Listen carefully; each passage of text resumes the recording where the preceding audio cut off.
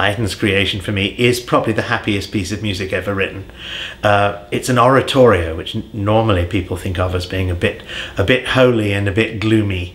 This one is not very holy and extremely ungloomy. It's about the creation of the world, of course, with stars and suns, and then it goes on to beasts in the second part, some of which are actually quite comic. There's some moments when big heavy-footed cattle come in where the orchestra stomps. We have birds and all the good things. And the last part is the creation of Adam and Eve, and they sing a very jolly little, and I must say very chaste, love duet. And just as the piece ends, you know that the serpent is not far away, but they're still in a state of naked bliss, at least in one's imagination. It's all of this wonder about the creation of the world. We're seeing all of this for the very first time.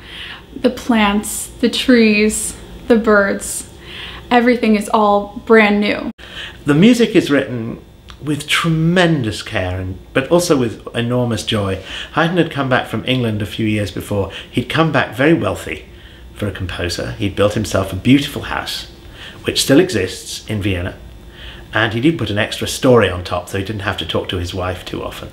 And he started to write this piece, and it must have been just all his life's work was summed up in it. All the skill that he'd had from writing 104 symphonies, and his very joyous religion.